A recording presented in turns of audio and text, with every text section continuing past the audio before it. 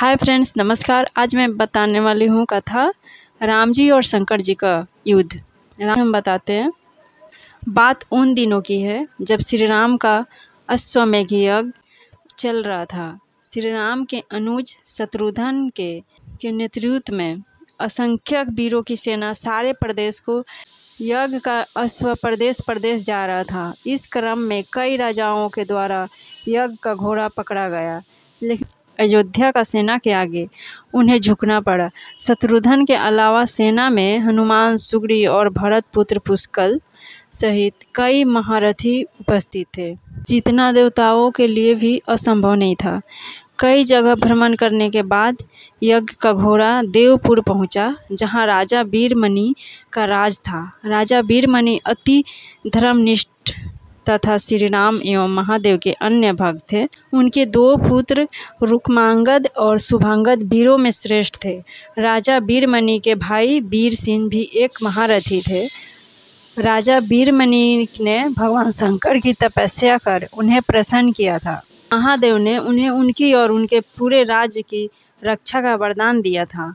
महादेव के द्वारा रक्षित होने के कारण कोई भी उनके राज पर आक्रमण करने का साहस नहीं करता था। जब अश्व उनके राज में पहुंचा तो राजा वीरमणि के पुत्र रुक्मांगद ने उसे बंदी बना लिया और अयोध्या के सैनिकों से कहा कि यह यज्ञ का घोड़ा उनके पास है, इसलिए वे जाकर शत्रुघ्न से कहे कि विधिवत युद्ध करके वो अपना अश्व छुड़ा ले। जब रुक्मांगद ने ये सूचना अपने पिता को दी तो वो बड़े चिंतित हुए और अपने पुत्र से कहा कि अनजाने में तुमने श्री राम के यज्ञ का घोड़ा पकड़ लिया है। श्री राम हमारे मित्र हैं और उनसे शत्रुता करने का कोई औचित्य नहीं है, इसलिए तुम यज्ञ का घोड़ा वापस लौटा जाओ। इस पर रुक्मांगद ने कहा कि हे पिताश्री, मैंने तो उन्हें युद्ध का चुनौती भी दे दी है, अतः अब उन्हें बिना युद्ध के अश्व लौटाना हमारा और उनका दोनों का अपमान होगा। अब जो होगा हो गया।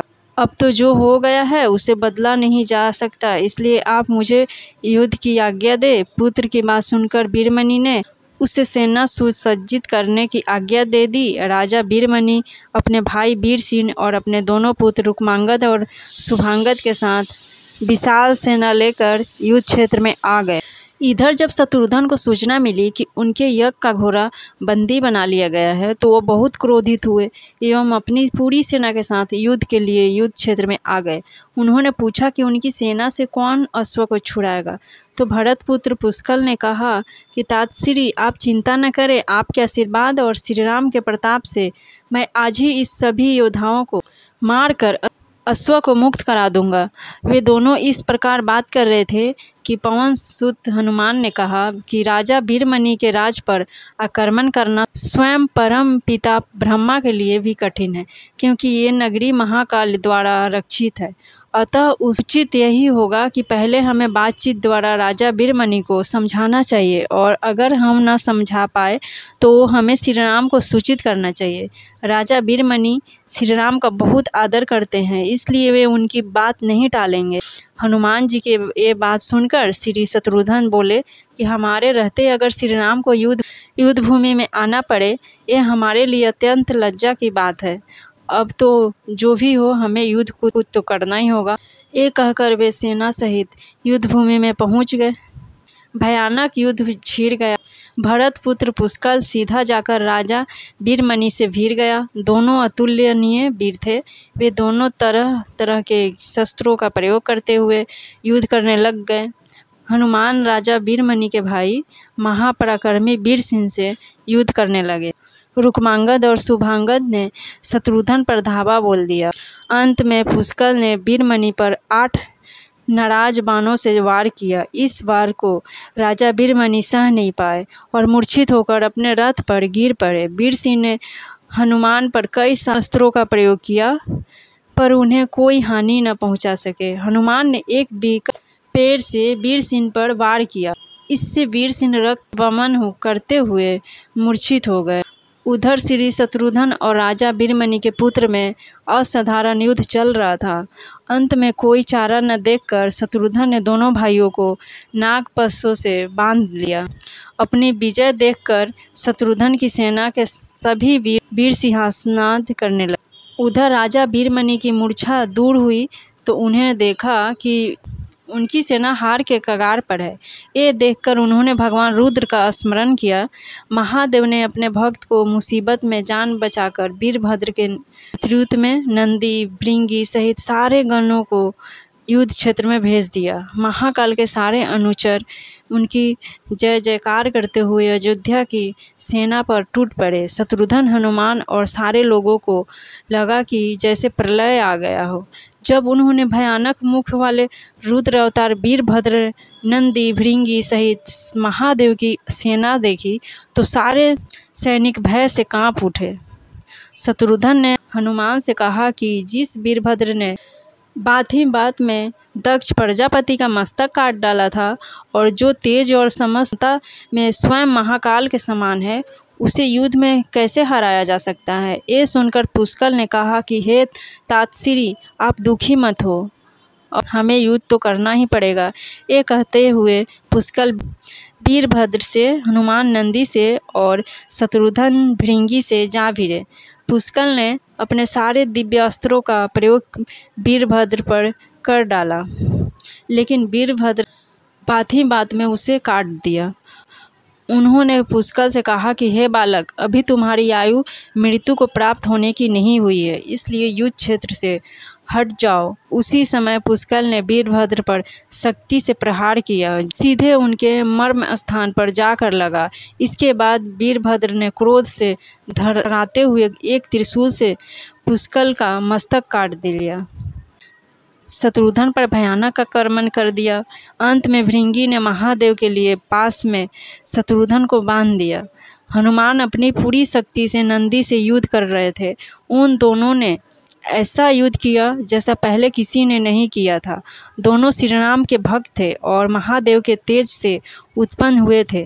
काफ़ी देर लड़ने के बाद कोई और उपाय न देखकर नंदी ने शिवास्त्र का प्रयोग कर हनुमान को पराभूत कर दिया।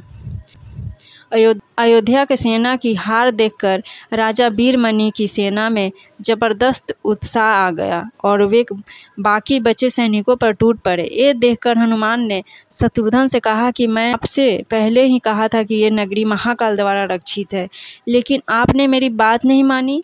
अब इस संकट से बचाव का एक ही उपाय है कि हम सब श्री राम को याद करें। ऐसा सुनते ही सारे सैनिक शत्रुघ्न और पुष्कल एवं हनुमान सहित श्री राम को याद करने लगे। अपने भक्तों की पुकार सुनकर श्री राम तत्काल ही लक्ष्मण और भरत के साथ वहां आ गए। अपने प्रभु को आया देख सभी हर्षित हो गए एवं सबको ये विश्वास हो गया कि अब हमारी विजय निश्चित है। श्री राम के आने पर जैसे पूरी सेना में प्राण आ गया।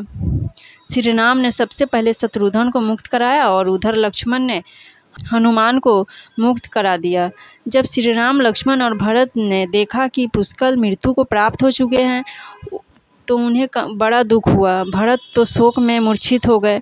श्री राम ने क्रोध में आकर वीरभद्र से कहा कि तुमने जिस प्रकार पुष्कल का वध किया है उसी प्रकार अब अपने जीवन का भी अंत समझो। ऐसा कहते हुए श्री राम ने सारी सेना के साथ शिवगणों पर धावा बोल दिया।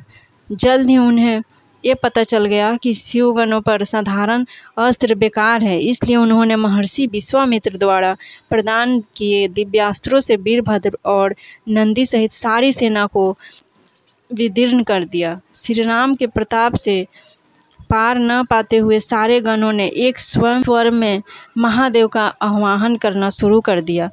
जब महादेव ने देखा कि उनकी सेना बड़े कष्ट में है तो वे स्वयं युद्ध क्षेत्र में प्रकट हुए। इस अद्भुत दृश्य को देखने के लिए परमपिता ब्रह्मा सहित सारे देवता आकाश में स्थित हो गए।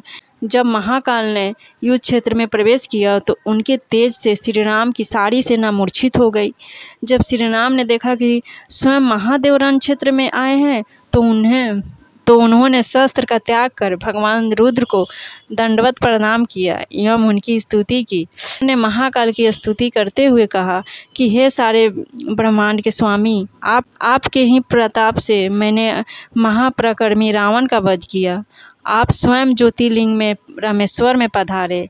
हमारा जो भी बल है वो भी आपके आशीर्वाद के फलस्वरूप ही है। ये जो अश्वमेध यज्ञ मैंने किया है आपकी इच्छा से ही हो रहा है, इसलिए हम पर कृपा करें और इस युद्ध का अंत करें। ये सुनकर भगवान रुद्र बोले कि हे राम, आप स्वयं विष्णु के दूसरे रूप है, मेरी आपसे युद्ध करने की कोई इच्छा नहीं। फिर भी चूँकि मैंने आप अपने भक्त वीरमणि को उसकी रक्षा का वरदान दिया है, इसलिए मैं इस युद्ध से पीछा नहीं हट सकता। अतः संकोच छोड़कर आप युद्ध करें। श्री राम ने इसे महाकाल की आज्ञा मानकर युद्ध करना शुरू कर दिया। दोनों में महान युद्ध छिड़ गया, जिससे देखने देवता लोग आकाश में स्थित हो गए। श्री राम ने अपने सारे दिव्य अस्त्रों का प्रयोग महाकाल पर कर दिया, पर उन्हें संतुष्ट नहीं हो कर सके। अंत में उन्होंने पशुअस्त्र का संधान किया और भगवान शिव से बोले कि हे प्रभु, आपने ही मुझे ये वरदान दिया है कि आपके द्वारा प्रदत्त इस अस्त्र से त्रिलोक में कोई भी पराजित हुए बिना नहीं रह सकता। इसलिए हे महादेव, आपकी ही आज्ञा और इच्छा से मैं इसका प्रयोग आप पर ही करता हूँ। ये कहते हुए श्री राम ने वो महान दिव्यास्त्र भगवान शिव पर चला दिया। वो अस्त्र सीधा महादेव के हृदय स्थल में समा गया और भगवान रुद्र इससे संतुष्ट हो गए। उन्होंने प्रसन्नतापूर्वक श्री राम से कहा कि आपने युद्ध में मुझे संतुष्ट किया है, इसलिए जो इच्छा हो वर मांग लो।